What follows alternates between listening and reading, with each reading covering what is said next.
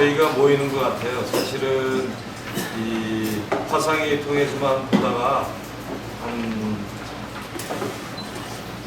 반년 만에 뵙는 것 같은 너무 반갑고 오늘 귀중한 시간 주신 우리 주님께 감사드리면서 우리 시작 기도로 저희 일쪽에 있는 평신도 사도직을 위한 기도 바치도록 하겠습니다.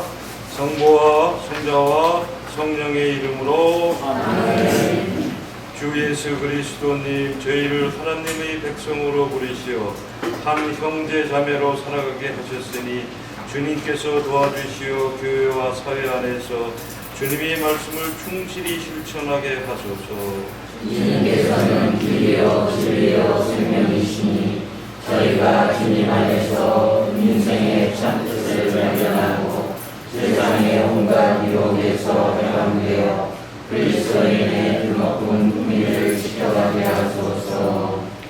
주님께서는 저희를 사도직으로 부르셨으니 성령이 불러 저희를 새롭게 하시어 선의를 지닌 모든 사람과 힘을 합쳐 이 세상의 진리와 자유, 정의와 사랑이 넘치는 하느님 나라를 세우게 하소서. 주님께서는 영원히 살아계시며 다르시리나이다.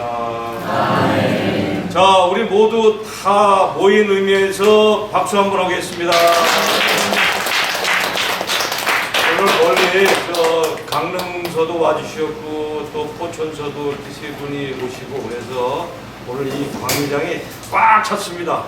입추에 여집시 꽉 차서 너무 기쁘고요. 감사드리고 오늘 오전에 우리 존경하오는 박영훈 신부님 좋은 말씀 듣고 미사 드리고 오후에는 우리를 위한 힐링 평화의 교육원 시간을 갖고 그 이후에 우리 10월 7일 날 있는 디모데오 길 행사 저희들끼리 자체 토의 주로 하도록 하겠습니다. 그러면은 제가 소개 말씀을 안 올리고요. 존경하는 의미에서 우리 신부님을 환영의 박수로 맞이하겠습니다. 이잖아요, 그죠? 소위 간부들, 지도급에 계시는 분들, 어떻게 보면은 우리 춘천의 교구를 사랑하시는 하느님께서 정말 예수님께서 보실 때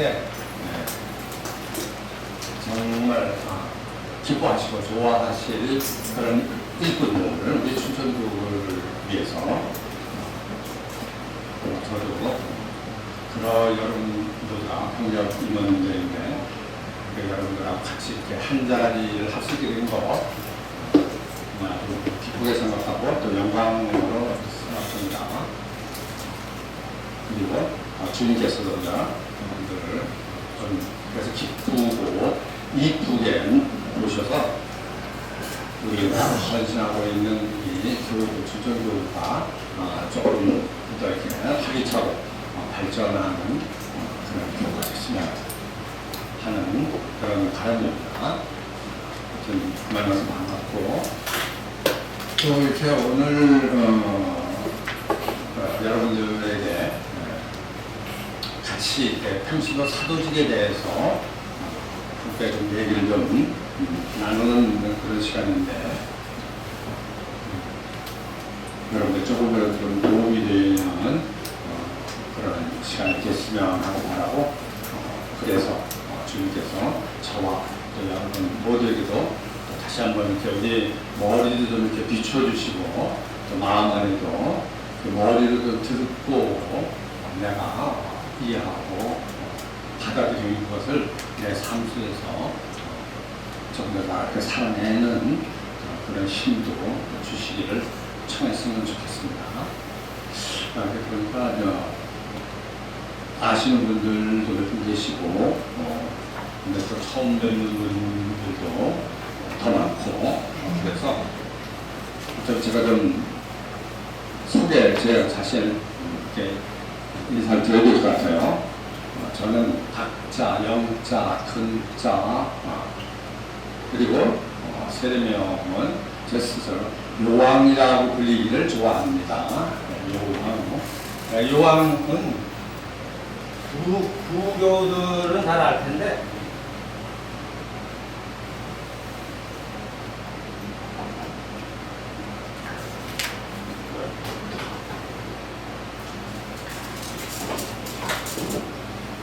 색깔 있는 건가요?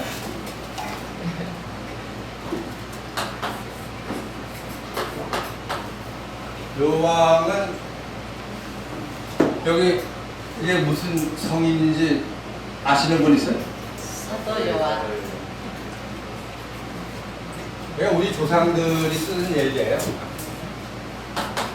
이게 이제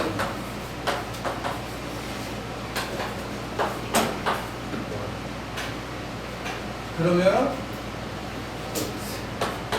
여기 제일 유명한 분이 요한은 아주 뭐 요한이라는 세력을 가진 사람이 엄청 많아요. 여러분 추격표를 봐도 뭐 20명도만 넘어갈 거예요. 그렇게 많아요. 그런 중에서 아주 대표적으로 두 분이 제일 유명해요. 요한 A요. 그 다음에는 세리다 요한. 그 세리다 요한은 우리 조상들은 또 성화로 써요. 뭐라고 그랬대요? 요거를 우리 조상들은 이제 사도 요한 요왕이라고 그랬고, 세리다 요한은 요한.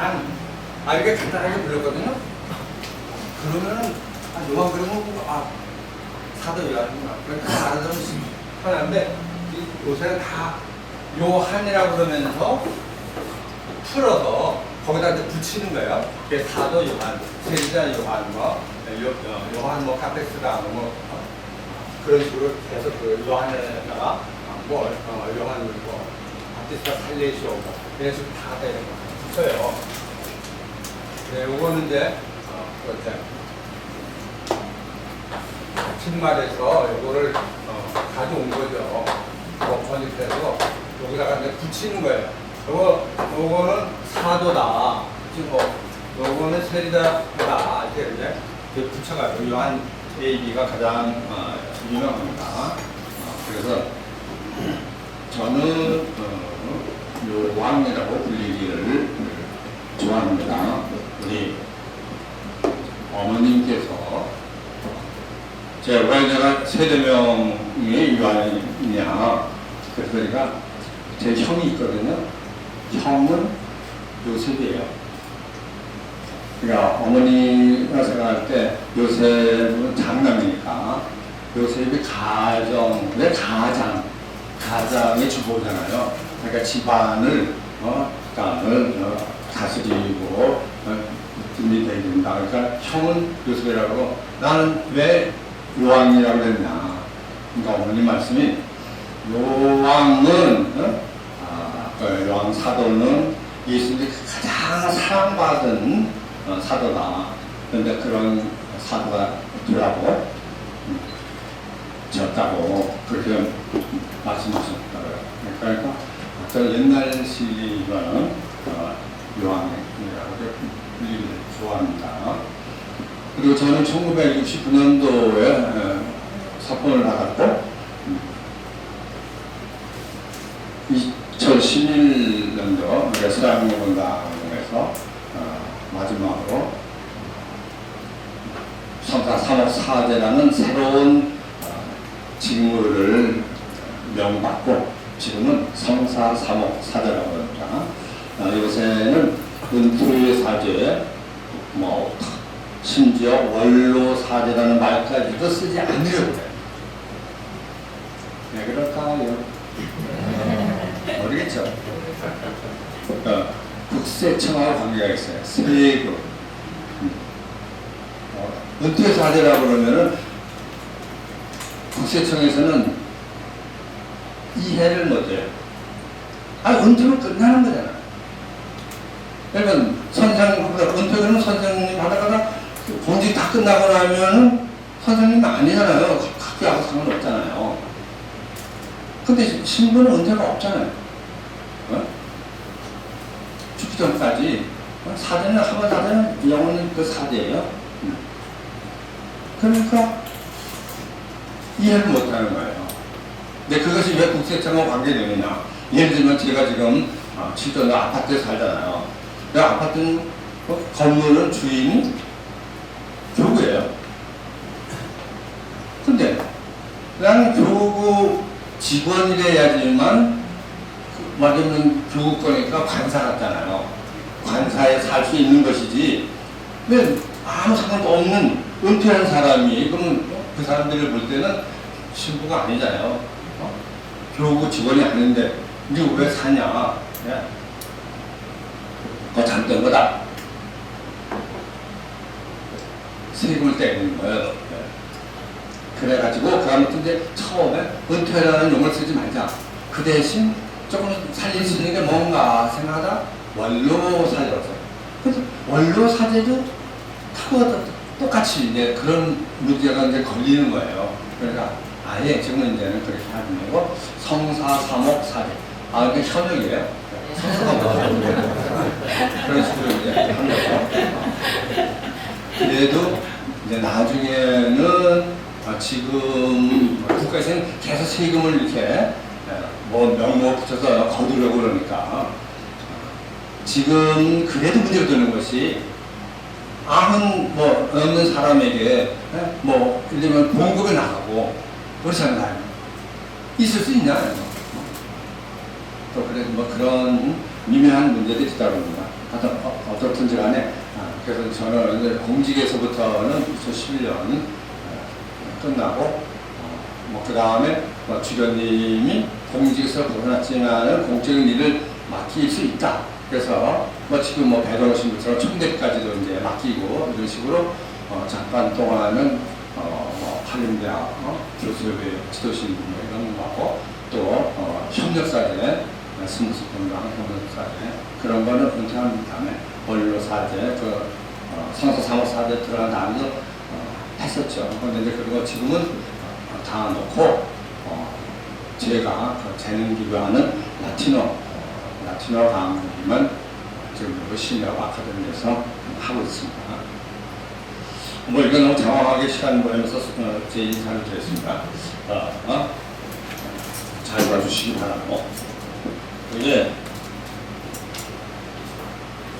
제가 신학교 다닐 때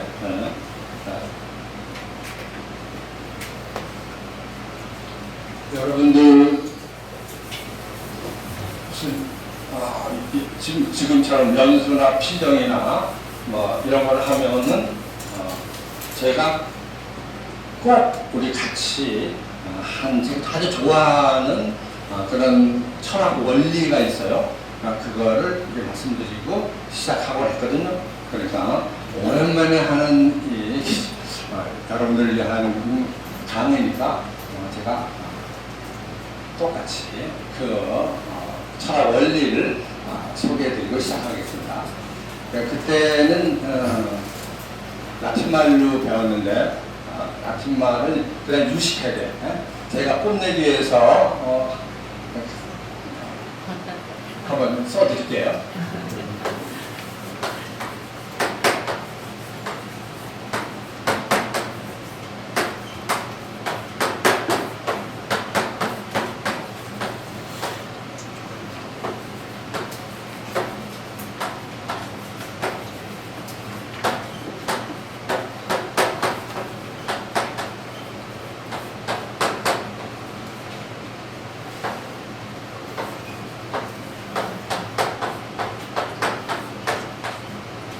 이렇게 퀴 레치비tur 모든 레치비tur이라는 이런 그 철학 원리를 배웠어요. 제가 그때 철학 너무 이게 마음에 들었어요. 그래서 이건 내 삶의 좌우명같이 이렇게 생각하고 써야 되겠다 이렇게 생각했어요. 이거는 무엇이든지요. whatever 그 말이에요. 무엇이든지 간에 그 말이에요. 그걸 받아들여지는 모든 것들을 그것은 다 받아들이는 사람의 양태대로 모양대로 받아들여진다. 이게 우리말로 이제 수용자의 원리라고 해요. 수용을 받아들이는 사람을 얘기하는 거예요. 수용자의 원리라고 해가지고 받아들이는 사람의 모양대로 받아들여진다. 가만히 생각해 보세요. 얼마나 좋은 철학 원리인지. 자, 여기 지금 한 30명 이렇게 지금 앉아 계셔요. 근데 똑같은 강의를 듣고 있습니다. 다 강의가 끝나면은 받아들이는 것이 다 똑같을까요? 천차만별. 다 받아들이는 사람의 모양대로 받아들여요. 이 말은 무슨 뭐 강의든지 피정이든지 하러 들어가면은 내가 준비한 그릇만큼 은총도 받고, 기쁨도 받고, 내 삶에 도움을 받는다. 내가 준비하는 거예요. 내가 준비한 그릇의 크기만큼. 맞잖아요. 얼마나, 또 어떻게 멋있어요? 그러니까 내가 항상 큰 그릇을 준비하려고 그러죠. 그래, 이제 똑같이 지금 비가 막 내려요. 그 물을 내가 받아야 되는데, 조그마한 종관을 가져오는 사람도 있고, 아주 큰 그런 그릇을 준비하고 온 사람, 그러면 큰 그릇 준비한 사람이 똑같은 시간을 하면 그만큼 더 많이 받는 거 아니에요? 그러니까 받아들이는 사람이 어떤 준비를 하고 어떤 그릇을 가지고 오느냐에 따라서 받아간다. 그러니까 너무 좋은 원리를 생각하고, 그래서 가능하면은 바보에게서도 배울 것이 있다. 항상 배우고자 하는 자세, 누구랑 만나든 또 어느 강의, 어느 피정을 가든지 간에 그 하시는 분의 이 외양이나 이거 가지고 판단하는 것이 아니고, 여기서 내가 무엇을 얻어갈 것인가, 다 얻어가야 된다. 큰 그릇을 마음을 열고 이렇게 받아들이는 것이 유리하겠구나, 그런 생각을 하고 좀 사는 것이 좋다, 이렇게 생각했거든요. 그래서 이 수용자의 원리를 좀 말씀드리면서, 아무리 좋은 얘기로 훌륭한 친구이 와서 하더라도 내가 닫으면은 건질 게 하나도 없는 거예요. 대표적인 예가 예수님이에요. 그렇잖아요? 예수님 같이 말씀 잘하고 정말 사람의 호소를 이기는 그걸 말씀 있는 사람이 이 세상에 어딨어요? 예수님 자신이 말씀이에요. 대부분 하느님의 말이에요, 말. 그런데도 예수님이 말하는 거 다 그대로 받아들이는 청년들이 똑같이 받아들였나요? 예수님 원의대로? 아니잖아요. 지독한 오해를 받아서 십자가, 누구 십자가 없나? 여기 있어. 십자가 못 박아 잡았어. 너무 알변한 거 아니에요? 말씀인데. 당연히 다 모두에게 빨려 들어가야죠. 아니잖아요. 사람이 나 닫아. 난 받아들이지 않게 되면 예수님도 하느님도 마음대로 못해요. 그러니까 굉장히 의미 있는 수용자의 원리는 의미 있는 거다. 우리가 조금 더 그런 열린 그런 마음으로 다 여기서 뭔가 오늘 얻어가는 것이 있어야죠.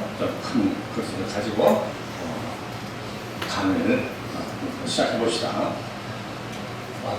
여러분들, 자, 영세 받은, 제가 한번 물어보세요. 연도 언제 영세 받았는가?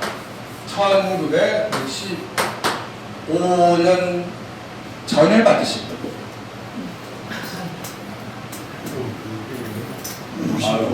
하나, 둘, 셋, 다섯. 네, 손님. 이봐요. 왜 1965년인가 이제 얘기 나와요. 그죠?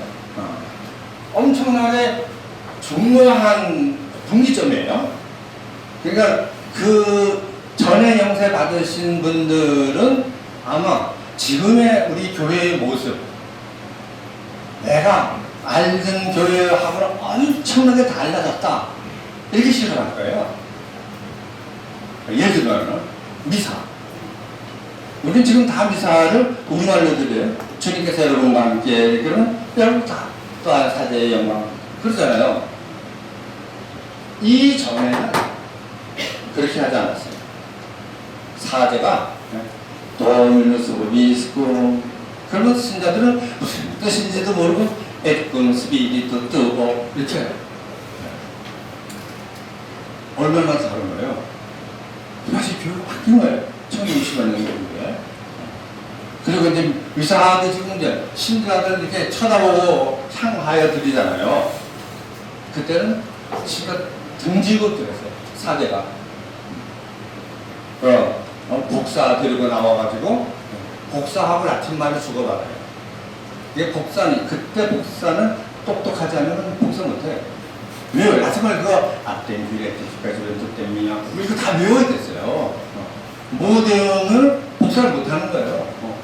그러니까 상당히 무슨 뜻도 모르고, 그래서 이제 신부님하고 주거니 받거니 이제 하고 제대로 올라가서 등지고 미사 드리다가 가끔 신부가 돌아서서 신자들 보고 도민수 미스금 이렇게 하는 거예요. 그리고 또 돌아서서 그러고. 그런데 지금 이제 마주 그렇게 하니까 얼마나 달라졌나. 이것이 다 65년도 그 이후에 일어난 일이 된 겁니다. 뭐 지금도 손으로 연통치 않은 거. 그전에는 다 이렇게 혀로 했어요. 네. 그리고 뭐 공복제, 공심제도 지금은 1시간이지만 전에는 점점 3시간, 6시간, 자정 넘어서부터 계속 뭐라 먹어도 못 마시고 뭐 그래도 때도 있었던 거예요. 그리고 또 뭐 이렇게 저기 수녀님 계시냐 수도복. 옛날에는 막 이거 꽃갈 같은 거 하고 긴 여기 목줄 큰 거 달고 바로 단서 수녀님이 입고 다르는데 지금은 상당히 활동적으로, 그죠? 이렇게 딱 이렇게 해요. 이거 다 그럼 뭐가 있었을까요? 제2차 바티칸 공회의 그 이전과 이후. 그래도 확실히 다르네. 이 대답이 나오네. 제2차 바티칸 공의회라는 엄청난 사건이 있었던 겁니다. 이 20세기, 지금 이게 21세기라고 그러나요? 그때 20세기에 가톨릭 교회에서 가장 획기적인 사건이 뭐냐? 그러면 신학자들은 이구동성을 제2차 바티칸 공의회를 꼽는 겁니다. 마치 완전히 달라졌던 거예요. 전하고 후하고. 이 제2차 바티칸 공의회가 여러분들 간단하게 아시면 좋은데, 이 공회, 만국공회가 전 세계에 그 주교들이 이제 모여가지고 교회 중요한 사건들을 논의하고 결정하고 그러잖아요. 그러니까 지금까지 교회 2000년 역사상의 만국공회는 이 바티칸 공회가 21번째예요. 네. 21번밖에 없었어요. 그리고 그 전에는 제1차 바티칸에서 두 번째다 이 말이에요. 바티칸에서 이제 그 전에 또 한 번 1895년부터 또 한 번 있었고, 그 다음에 요거 바티칸 두 번째로 이제 이랬는데, 이거를 소집하신 분, 소집한 분이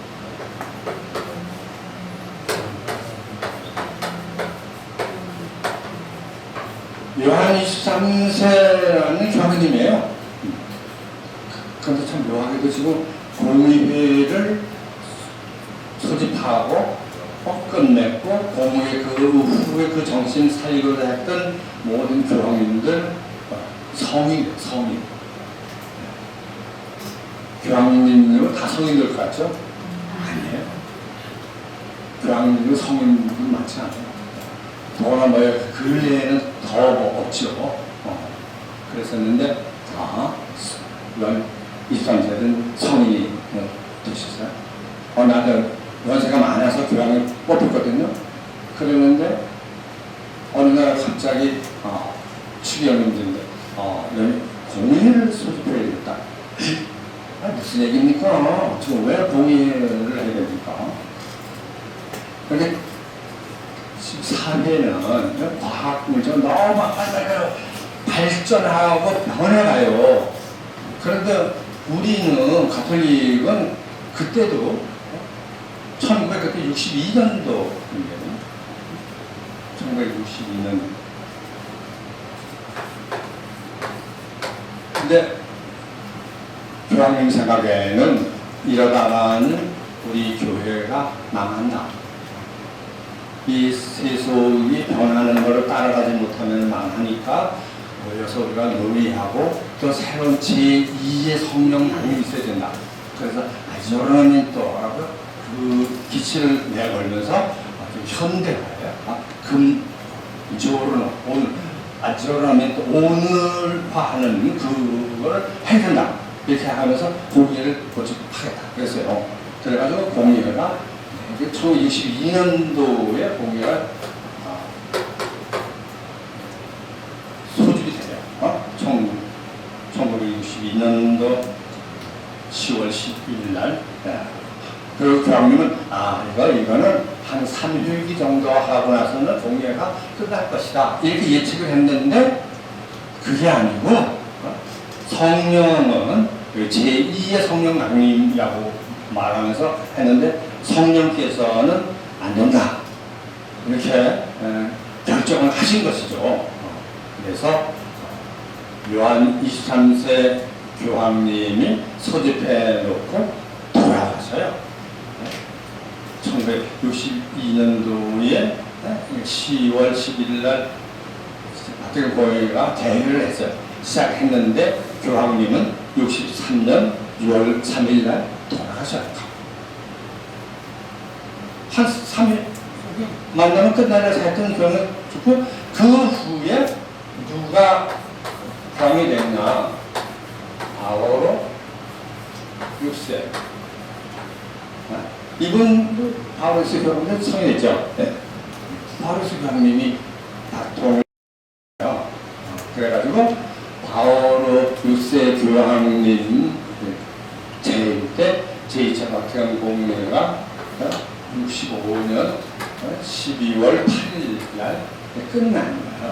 그러니까 62년도에서 65년도 그러니까 65년도에 12월 8일 날 공의회를 마감을 합니다. 그런데 제일 먼저 이 회기 중에 제일 먼저 63년도에는 이렇게 헌장이 발표가 돼요. 근데 이 공회에서 왕국의 주교들이 모여가지고 계속 이제 회의를 하면서 뭐에 대해서 논의할 것인가. 이 교회 안을 쇄신하고 밖으로는 대화를 해야 된다. 이 세상하고는 이런 걸 해가지고 계속 이제 논의를 해요. 그래서 이 공의에서 발표되는 것이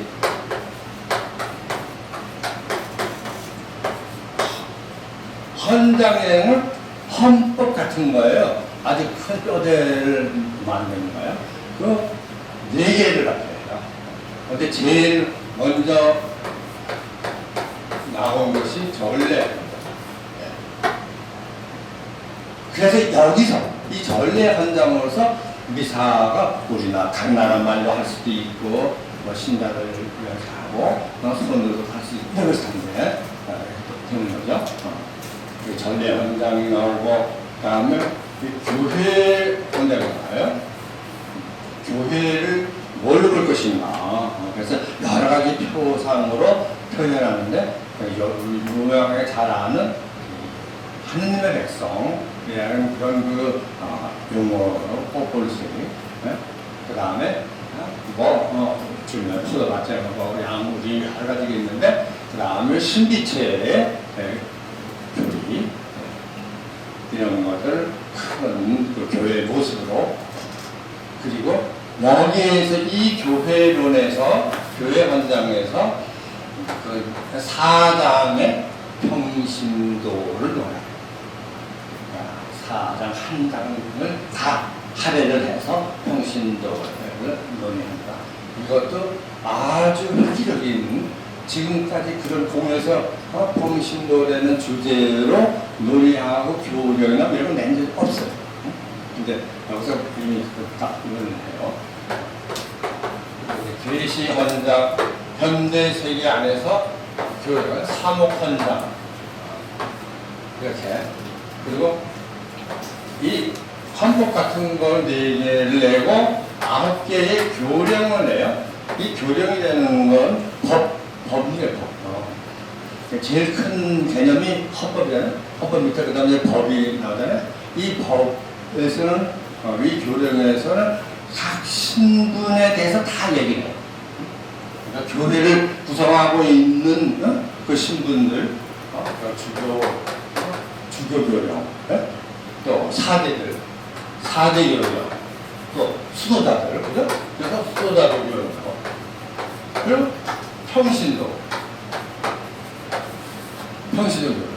이건 역사상 2000년에서는 처음 있는 일이에요. 평신도 교령, 평신도에 대해서 그런 그 신분을 공적으로 거명하면서 지침을 주고 어떻게 살아야 된다 하는 것을 이 제자가족부에서 하는 거예요. 그 다음에 여러 가지 매스컴, 교회 일치, 동방을 이런 것 쭉 해서 9개를 내요. 근데 우리가 지금 볼 거는 이 평신도 교령을 발표했다는 것이 엄청나게 획기적인 것이다. 그리고 그 전에 어땠냐? 전에 교회는 맞아요. 이게 피아노 같은 이런 형태의 교회론을 얘기했던 것이죠. 이 교회 구성을 보면 뭐 어느 나라든지 다 간에 신자, 그 다음에 수도자, 성직자 뭐 이렇게 있으면은 대부분 90% 이상 신자들이잖아요. 신부 수도자가 몇 퍼센트는 들었어요? 우리 교구 같으면 99.99%가 평신도고, 네? 성직자 0.0016%, 수도자 0.0028%. 제가 그걸 나눠봤어요. 통계표를 줘서. 이 안에 이 가지고 왔는데, 이거 끄집어내면 여러분들 깜짝 놀랄까봐 내가 이 안에 안 끄집어냈는데, 놀래키기 위해서 이런 것이 공예 문헌이에요. 이거 나오는 거예요. 여기서 세 개의 선언서를 그래서 교육에 대한 것, 또 종교 자유에 대해서 이렇게 선언문을 비그리스도교에 대해서 이렇게 선언문을 냅니다. 이렇게 이것이 제24보통공의 결실인데, 하여튼 우리는 지금 이게 교회론을 좀 보면서, 이거 전에는 다 평신도인데 이 정점에 물론 여기 교황님이 계시겠죠. 그런 뭐 추기경 뭐 이런 식으로 조금 마치 이제 권력 구도처럼 높이 올라가서 이런 교회론, 교회관, 평신도. 그러다 보니까 전에는 이분들이 여기 있는 사람들이 유식한 사람들이요. 또 현실적으로도 그랬고, 낯이 넣었을 때도 수도다 이런 사람들은 알고 신자들은 몰랐으니까.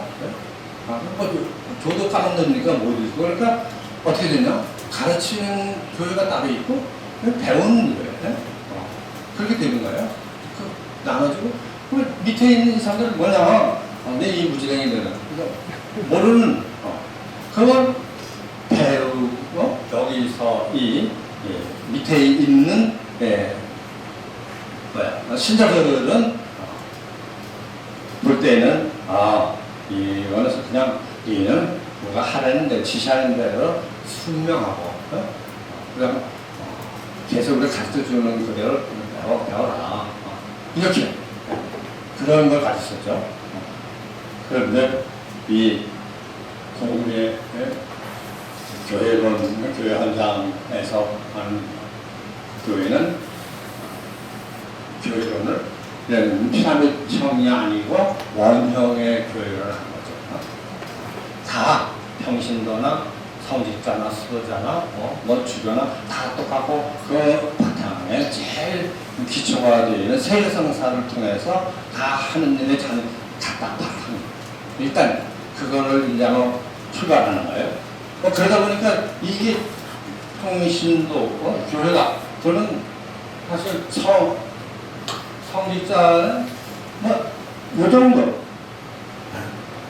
그리고 수도자는 조금 더 많고 요 정도밖에 아닌 거죠. 나머지는 다 평신 넣은 거죠. 지금 우리 현세도 똑같잖아요. 그렇잖아요.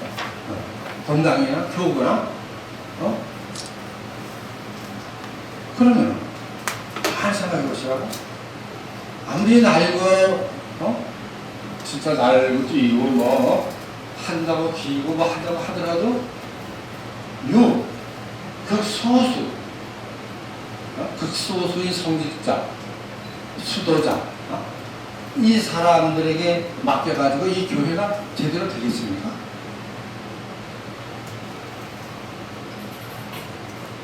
말이 안 되잖아요.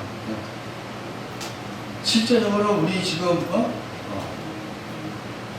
이 통계표에 나와 있는 이 수치를 봐도 전부 다 우리 교구 신자가 여기 몇 명이라고 나오냐면 이거 20년에 나온 거예요. 91,713명이 나와요. 그 중에서 성직자, 외국인 성직자 들어와서 일하는 모든 사람은 다 합쳐도 153명. 지금 현재로는 116명인데 여기 다른 수도회나 이런 데 와 있는 성직자 다 합쳐서 그러면 수도자들은 우리 교관에 한국인 수사 7분, 외국인 수사 2분, 그 다음에 한국인 수녀님 247명, 외국인 수녀 2명, 이런 식으로 통계가 돼서 258명의 수녀님이 우리 교관에 있었던 거예요. 이거를 91,713명 그 신자들하고 다 이렇게 나눠보면 그런 퍼센티지가 0.1%도 안 돼요. 0.001, 0.001. 그러니 이 교회가 제자바들 공의에서 성령의 비추이 많은 전 세계 주교들이 머리를 짜내서 다 또 신학자들께 총동원 해가지고 이런 문헌을 냈는데 여기에 따르면은 이 절대 다수를 차지하고 있는 평신도가 변화되지 않으면 교회는 변화될 수 없다. 그런 결론을 내는 거죠. 더구나 이 사례가 더 변해가잖아요. 아주 다변화가면서 빠르게 세상이 바뀌는 겁니다. 그러니까 좀 전문화되고 사대 수를 할 수가 없어요. 대처를 할 수가 없다. 이런 성직자 수도자나 더구나 더 가서 있을 수도 없는 그런 분야들은 더더군다나 평신도들이 자기 의식을 가져야 되는 거예요. 나뉘면 안 된다는 그렇지 않으면 교회가 망한다. 이런 생각을 가지고 살라고 이 공예는 우리 평신도 교본을 내는 것도 발표하면서 우리에게 앞장서라는 그런 신호를 보냈던 겁니다. 그래서 진짜 같은 공예 끝나고 나니까 이 제시아 같은 공예는 평신도 공예다. 막 이제 그런 소리를 하는 거야. 갑자기 이제 위상이 평신도도 똑같이 그리스도의 사제직, 예언자직, 왕직을 다 똑같이 누리면서 사도로서 사도직을 주직을 받았다. 문헌에 막 이렇게 나와서 그러니까 근데 신부들이 이건 뭐야? 뭐지? 그러면 우리가 할 일이 없네. 그래서 1960년대 그 70년 그때 전 세계적으로 사제직의 위라는 그런 시기가 왔던 거예요. 뭐 신부들이 뽑고 나가는 거야. 저도 저의 소신학교, 신학교 제가 들어갔을 때 교장 신부님이었던 신부님이 꽃 뽑고 나가서 뭐 앞에 수녀 나온하고 결혼하고 또 그냥 블랑서 신부님 와 있었거든. 다니엘 부시 교수 신부님이 이 양반도 꽃 뽑고 나가고 나가서 또 한국 신나고 결혼하고 그때 당시에 아주 센세이셔널하게 우리나라에 막 떠들썩했던 성대표 총장하던 길류그런 신부님 이세 신부님이 조한리라는 학생하고 결혼 막 그런 거 대속스프라고 막 그랬잖아요.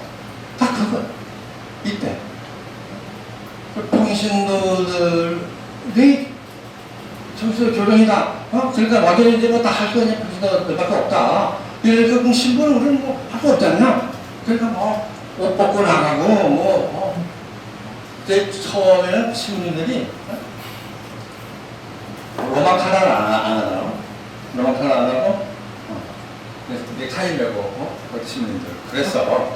그러더니 그 다음에는 옷 벗고 나갔다. 이런 교회에 어떤 위기가 왔던 때도 있습니다. 그 후에 다시 이제 좀 정신을 차려가지고 좀 넘겼는데 하여튼 이런 거 어려움들이 있었다는 거. 그래서 오늘 우리가 이렇게 보면은 지금 이 여러분들 지금 오늘 함께 우리가 생각해보자 하는 것은 평신도 사도직의 활동 방향이라고 이렇게 제목을 주셨는데, 그러니까 평신도들의 소명과 사도직, 다시 뒤돌아보고 우리의 사도직을 수행하는 우리의 영성 같은 거를 되새기고자 하는 그런 거 아니겠습니까? 그런데 이 제목, 강의 주제 이거를 받고 제가 이 평신도 교령을 보니까 평신도 교령에 딱 그대로 그게 다 들어있는 거예요. 그러니까 더 말할 필요가 사실 없어. 이 평신도 교령을 여러분들이 다 읽어봐야 돼요. 더군다나 왜지 각 신분에 맞는 교령을 읽어봐야 되는가? 공의 후에 변화된 공의 후에 교회를 살려고 그러면 신앙생활을 하려고 그러면은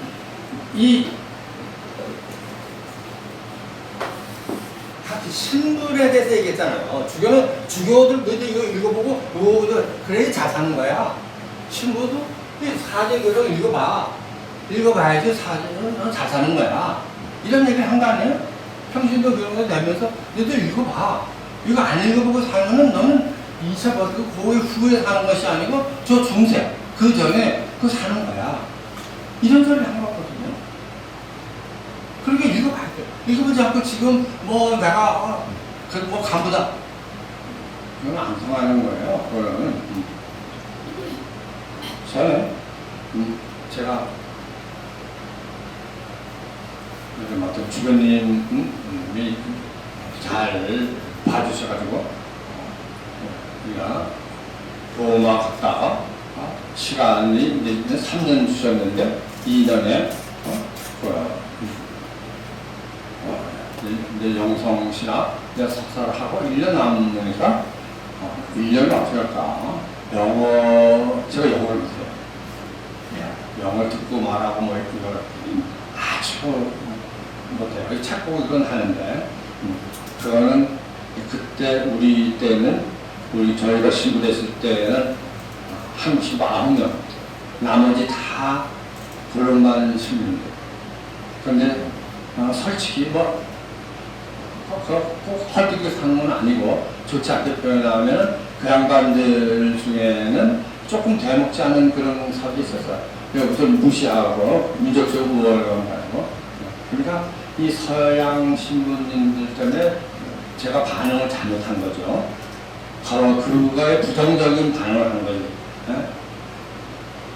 더 제대로 진짜 아주 잘된 영성을 가진 사람은 그거는 내가 너희들을 이기기 위해서는 나는 영어도 더 내가 공부를 하고 그래야 되는데 그렇게 못했던 거죠. 싫어. 그 사람들이 우리 뭐 차별제를 하고 그러니까 싫은 거죠. 싫다 보니까 영어도 안 들어와. 여러분들 뭐 나한테 좋아하지 않는다 그러면 절대로 오래가지 않아요. 뭐는 남아있지 않아요. 그러니까 나중에 내가 그걸 깨우친 거죠. 이래서는 안 되는 거로구나. 그러니까 나중에는 뭐 신학교 가서 있을 때는 신학생들보다 너희들은 절대 네 마음에 안 드는 과목이 있더라도 나 저거 싫다 이런 생각 절대 하지 마라. 그러면 넌 배우는 것 같아도 머릿속에 남는 게 하나도 없다. 다 빠져나간다. 내가 경험했으니까. 그러니까 무조건 하고 좋아하는 거 힘들면은 사제직을 수행을 필요하기 때문에 배우라고 그런 거다. 이렇게 인정하고 그래도 엉덩이 남는 것이 있다. 그래서 그 영어 이거를 못해요. 영어를 좀 해줬다고 그때 이몽진 신부가 동창 이몽진 신부가 오프레드 건담을 겪어서 한번 하고 있었어요. 그래서 이제 거기를 가서 나는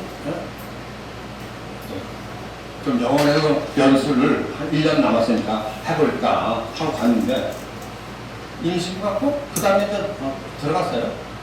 들어가고 그 본당 신부는 허 신부 우리 동창 허 신부가 이제 그래도 오고 그랬는데 나는 그래도 영어를 좀 이렇게 배워야 되니까 그러면 어디 가서 이제 신청을 해야 되잖아요. 그래서 이제 학교에 이제 등록을 유시대학이 있으려는 데서 하고 하려고 그러는데 미사를 드려야 되잖아요. 그 주일날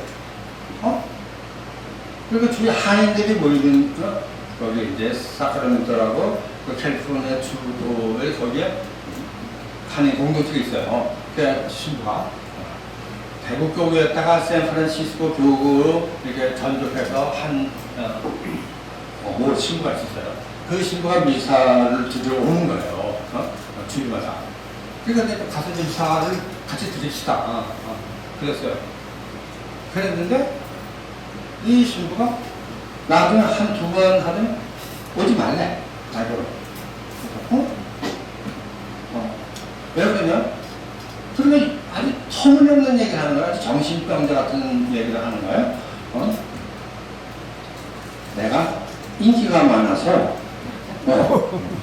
아니 이게 무슨 소리냐? 이 도대체 말이 안 되잖아요. 나는 이제 가서 신자들 한 번, 두 번 만나는 건데 자기는 거기 건당 신부를 하고 있는 거고 말이야.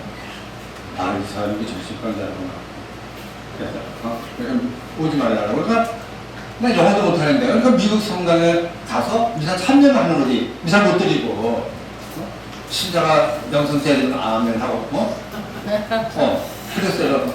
근데 그 신부가 좀 이상하잖아요. 무슨 일이 또 있었냐? 이미 신부가 그 옆에 본당이었거든요. 여긴 샌프란시스코의 주임 신부하면서 사크라멘토도 왔다 갔다 하고 임신부는 그 옆에 있는 오클랜드의 원내 신부인데 임신부가 한국에서 성령 세미나 팀을 이제 초청했어요. 그래서 성령 세미나를 하는 거예요. 그러니까 이 사크라멘토 있는 신자들이 가고 싶잖아요. 모처럼 기회가 들고 우리들 거기 가서 좀 성령 세미나도 좀 하고 아니 불붙은 신앙도 하고 싶다. 신부가 가지 마. 가면 안 돼. 니들은 내가 아버지야. 신부 아버지 웃잖아. 그냥 아버지야. 니들은 자식이야. 근데 내 말만 들어야 돼. 내가 하는 강론으로 충분해. 가지 마. 아니 신자들이 신자 나름대로 그냥 판단력 있으니까 생각할 거 아니에요. 이게 맞는 얘기인가? 아니 이거 꼭 가고 싶을 때 이거 못 가게 하는데 이제 가야 되나? 말아야 되나? 그러면 근데 그것도 신부 얘기를 또 안 들었다가는 여기부터 불이익이 올 것 같고 그러니까 많은 사람들이 안 왔어. 왔는데 용기 있는 사람 4명이 와서 이제 오클랜드 와서 성령 세미나를 했어요. 난리가 이 친구가 매 주일마다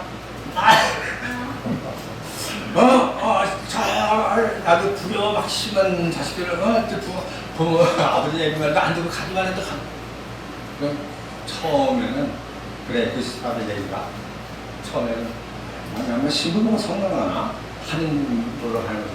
그리고 나간 거예요. 근데 매주 그러니까 못 견뎌.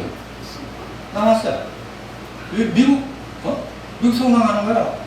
한국은 못 가고 왜냐면 처음에는 약간 버텼는데 못 버티겠대요. 그래서 미국의 성공 가는 거예요. 그 신부하고 척을 져가지고 미국에 성을 가는 사람이 100여 명 같아요. 막 널렸어. 그리고 그 사람들이 내가 거기 말대로 하니까 나하고 하려고 끌려고 막 그러고 그랬어요. 그 정도로. 이게 뭐냐. 그 신부가 사제교령 읽어보지 않았을까요? 읽어봤으면 저렇게 못해. 사제교령은 분명히 사제는 평신도들 그렇게 대하라고 나와있지 않거든. 제대로 자기의 재능도 발휘할 수 있도록 사제는 적극적으로 밀어줘야 의무가 있는 거예요. 그리고 사제가 있는 거예요. 교리가 다 나와 있어요. 그런데 그렇게 엉덩이 이거 중세 얘기지.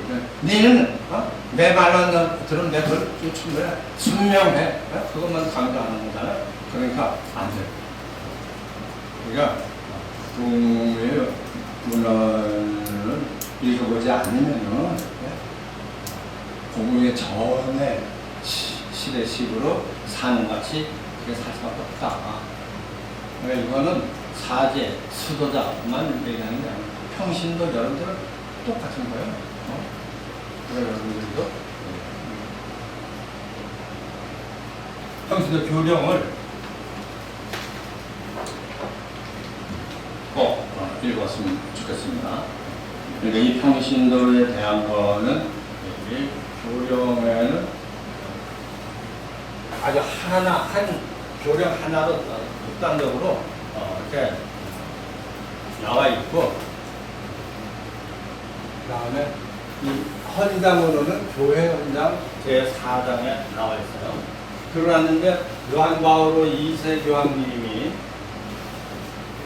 그러니까 그 교황님들 이름을 요한 23세가 이 공회를 소집했고 바오로 6세가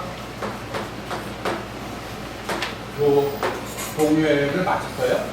그래서 그 다음에 교황 되신 분이 이 두 교황, 선대 교황의 유지를 받들겠다. 그래서 요한 바오로라는 이름을 선택해서 1세가 돼요. 근데 이 양반 한 달밖에 못 살고 세상을 뜨니까 요한 바오로 2세가 이제 교황이 됐잖아요. 근데 이 양반 똑같이 그 복음의 정신을 살리겠다. 이것이 지금 이 교회가 현재 살아남는 길이다. 이렇게 본 거죠. 근데 우리 교회는 그때도 10억이었어요. 지금 한 12억 뭐 이렇게 되잖아요. 그러니까 얼마나 등치가 크겠어요. 그러니까 변화, 이 등치 그 다리를 움직이려고 그러봐 뚱뚱한 사람이 이렇게 천천히 이렇게 될 수밖에 없잖아요. 근데 개신교는 개교회니까 많아야 뭐 10만, 최소 많은 10만, 20만 그잖아요. 그 이 사람들은 팍팍 얼마든지 뭐 금방금방 이렇게 변하더니요. 요새 인기 약간 뭐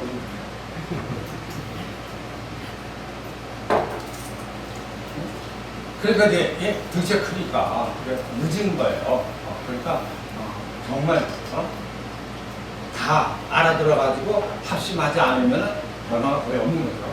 그래서 요한바오로 이 양반도 저처럼 다 이 요한 바오로 이걸 결국 공의를 얘기하는 거예요. 공의의 정신을 살리겠다 이런 뜻이죠.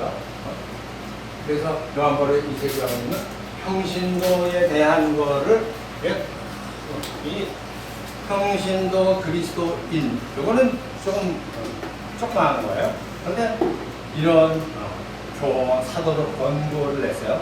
그러니까 지금 교회 현장의 사장, 이 평신도 교령, 평신도 그리스도인 이 세 가지만 있어 평신도에 대한 거는 여러분들이 거의 진짜 다 이걸 파먹고 있다, 들어가고 그런 걸 알 수 있습니다. 그러니까 이런 것들을 한번 읽어봤으면 좋겠고요. 그래서 이분들 다 성인 되셨죠? 요한 바오로 1세도 지금 가경자, 한명 가경자, 베네라 그리스 됐어요. 곧 성인 될 거예요. 그 다음에 이제 프란치스코 교황님은 이거 지금 아시시 프란치스코의 그 정신을 살리는 거죠.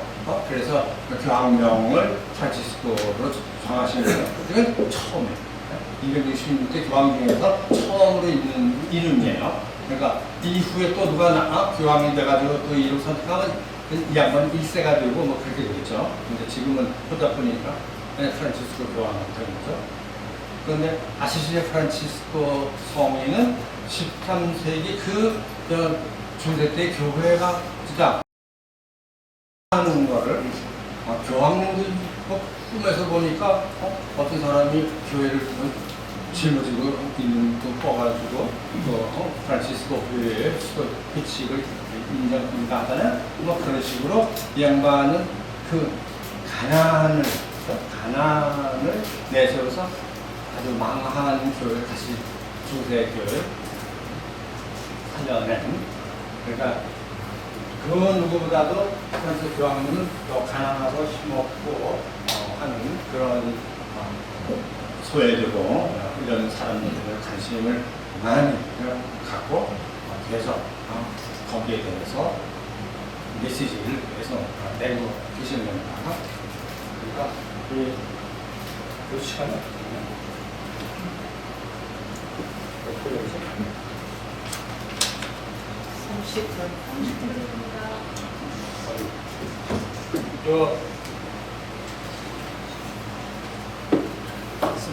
나와.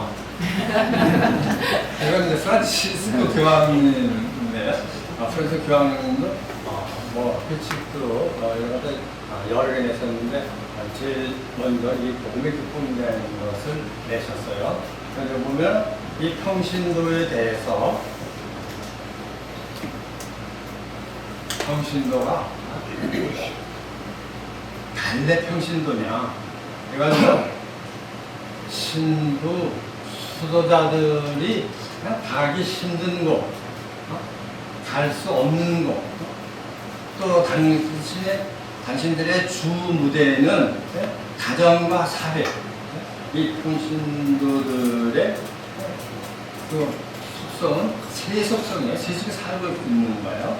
그러니까 세속 시민이면서 하는 나라의 시민, 이것이 두드러진 것이 이 평신도들이에요. 성직자들은 성주의가 수도다. 그 신분 자체가 이 교회 현장에서도 구분을 하잖아요. 다른 것이.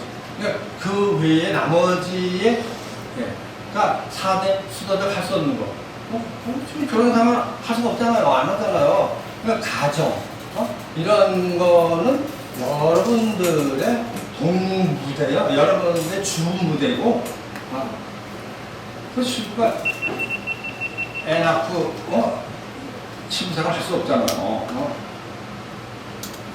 그러니까 그거는 그 가정을 이루고 가정이 어떤 모습을 보여드리는지 이걸 보일 수 있는 건 여러분들밖에 없는 거예요. 그러니까 이제 신자들이 어떻게 살아야 되는지 하는 거를 이 복음의 기쁨에서도 우리 교황께서는 사회 문제, 여러분들의 무대예요. 여러분들의 주 무대가 사회예요. 건강, 그리고 사회, 국가, 시민, 그런 거예요. 그러니까 거기에 대해서 이렇게 말씀하세요. 현세의 가변 상황에 대한 교회의 가르침은 새로운 발전이 더 필요하고 논의의 대상이 될 수 있습니다. 그러나 세부적인 것으로 들어가지는 않더라도 우리는 구체적인 가르침을 회피할 수 없습니다. 사회에 대한 탁월한 가르침이 아무도 관심을 갖지 않는 일반론에 그칠 수 있기 때문입니다. 그 가르침들이 복잡한 현 상황에 더 큰 영향을 미칠 수 있게 실천적인 결론을 이끌어내야 합니다. 우리가 이 사회를 살아가면서 그래서 여러 학문의 기여를 받아들여 교회 사목자들은 인간 생활과 관련되는 모든 것에 대한 의견을 개진할 권리가 있습니다. 그래서 복음화 사명은 인간 존재의 전인적 진보를 포함하고 또 요구하고 있기 때문입니다. 그 어느 누구도 더 이상 종교가 사적인 영역에 국한되어야 하고 오로지 영혼이 천국에 들어가도록 준비하기 위해서만 종교가 존재한다고 주장할 수 없습니다. 그러니까 이것은 종교가 사회에서 정치에 말하지 말라 그런 거 하잖아요. 근데 그렇게 할 수 없다 이거죠. 하느님께서는 당신 자녀들을 영원한 행복으로 부르시지만 그들이 이 세상에서도 행복하기를 바라신다는 것을 우리는 알고 있습니다. 하느님께서는 모든 것을 우리가 누리게 해주시려고 곧 모든 사람이 누리게 해주시려고 모든 것을 창조하셨기 때문입니다. 그러므로 그리스도인의 교육에는 특히 사회 질서와 공동선 추구와 관련된 모든 것에 대한 재검토를 요구합니다. 그래서 이 종교가 사회 문제에 대해서 관여해야 된다는 것을 역설합니다. 종교는 국가 사회 생활에 어떠한 영향도 미치지 말라고, 국가 사회 제도의 안녕에 관심을 갖지 말라고, 국민들에게 영향을 미치는 사건들에 대하여 의견을 표명하지 말라고 그 어느 누구도 우리에게 요구할 수 없습니다. 그렇게 해서 이제 사제들은 말을 해야 된다 이거죠. 그리고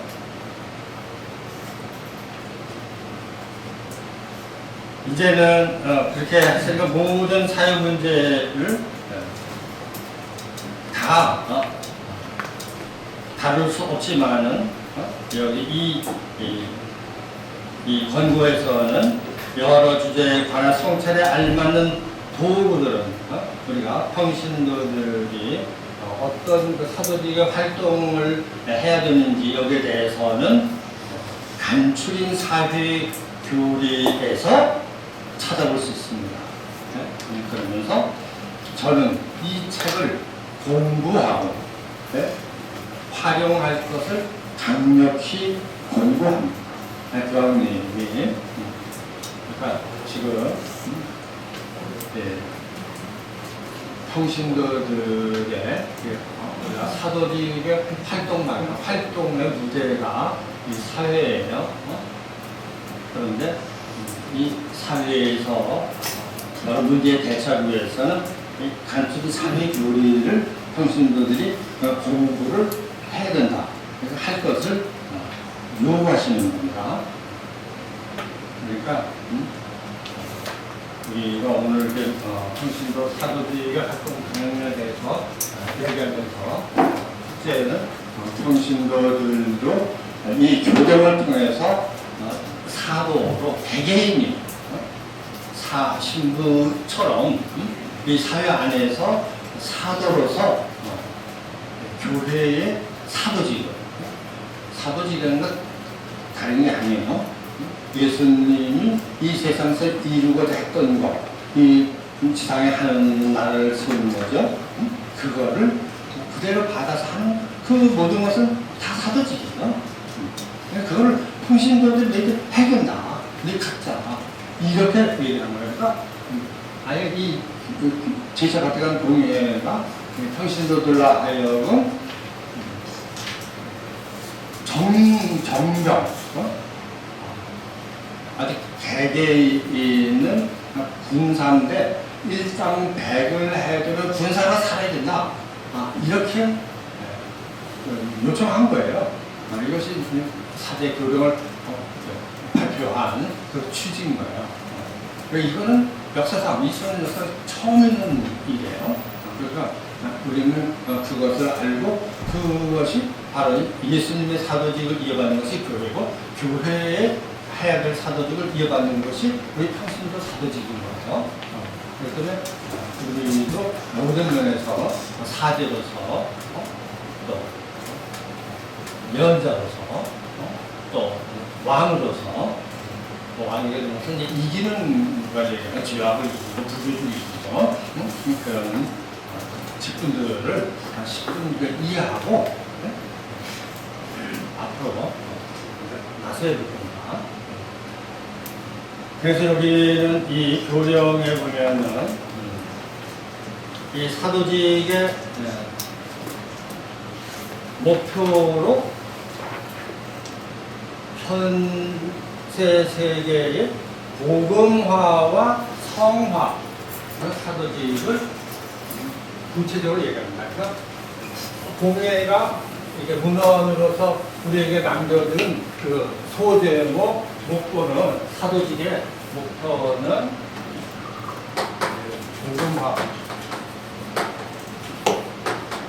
복음화와 성화.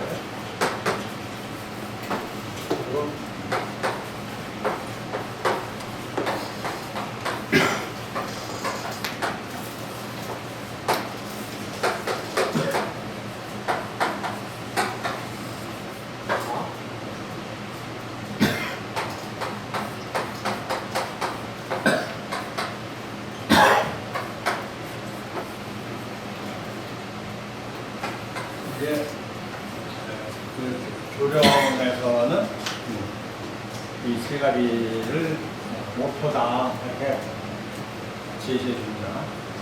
그런 같은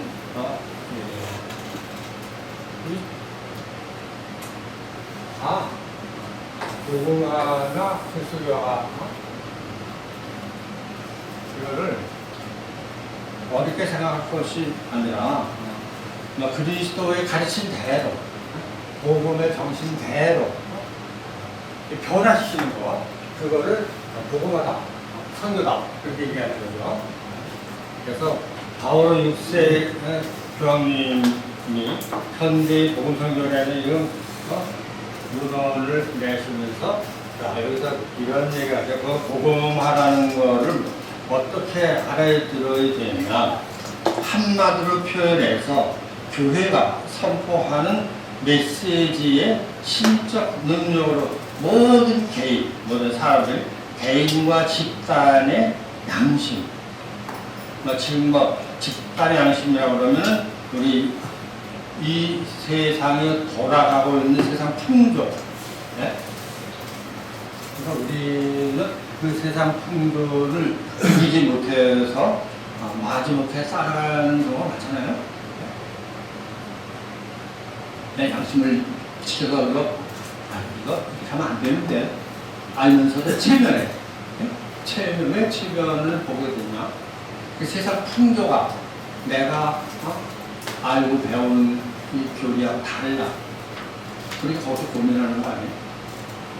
그러다 지는 거는 내가 이겨야 되는 거야. 원래 예수님 원하는 건 이기는 신앙인데 이기지 못하는 건 우리 나약성 때문에 알면서도 따라가고 그냥 동조하고 침묵하고. 그러니까 이 복음화는 그런 것이 아니라 그런 상황에서도 이 각자 개인과 이 집단의 양심을 변화시키는 거예요. 그들이 관계하고 있는 활동, 그들의 생활과 구체적 환경을 변형시키려고 노력하는 거예요.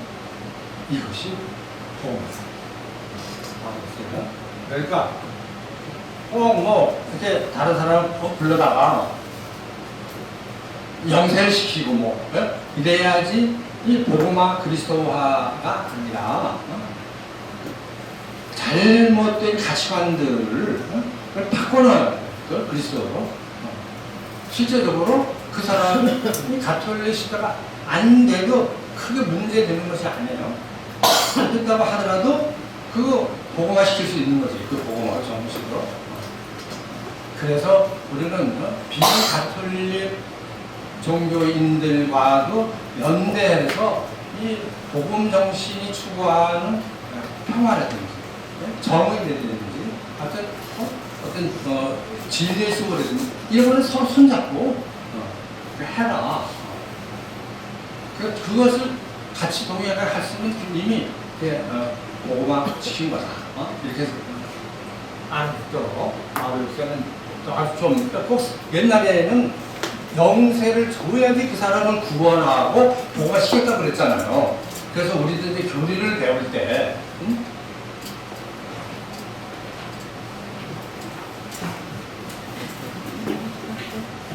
교리를 배울 때 길 가다가 애가 죽으려고 그런다 그러면 막 다치면은 죽어도 모르게 알을 물 뿌리면서 그냥 대세 주라고 그랬어요. 근데 그렇게까지 꼭 대세 단장님만 세례를 받는 것이 아니에요. 세례에는 세 가지가 있어요. 또 수세만 세례가 아니니까 하세도 있고 혈세도 있고. 그러니까 그렇게 강요할 것 없이 지금 말씀대로 우리는 주변에 선한 영향을 끼쳐서 변화시키려고 그거는 통신도들이 사제야 수도 못 가는 데를 가니까 그 영역은 가정이고 사회이고 문화 예술 국가 국제 관계 이런 게 다 있어요.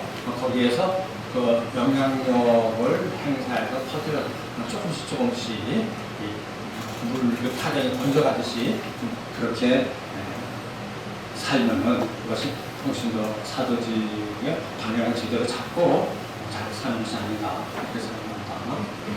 그리고 이 2조에 보면은 2항에 보면은 이런 통신도가 자기의 그 교회 몸의 성장에 기여하지 않는 지체는 그 개인은 아무 쓸모가 없다. 쓸모 있는 존재들 위해서는 몸의 성장에 우리가 기여하려고 애써야 되겠습니다. 그러나 어렵습니다. 어렵지만은 내가 신앙, 살아있는 신앙인이다. 그러면 살아있음을 증거해요. 살아있는 물고기만이 물살을 거슬러 올라가는 거예요. 죽은 물고기는 아무 등치가 커도 한 치도 못 올라가요. 그냥 둥둥 떠내려가는 거예요. 시중에 그냥 거스르는 것이 살아있음을 증거하는 겁니다. 교회는 우리 현실도들이 그런 각자가 그런 정병이 되기를 원하십니다. 그러니까 거슬릴 수 있는 그런 용기를 청하면서 우리 사도들 직분을 잘 수행하도록 합시다. 아멘. 영광이 성부와 성자와 성령께 성같이 이제와 항상 영원히 아멘. 여러 아멘. 감사합니다.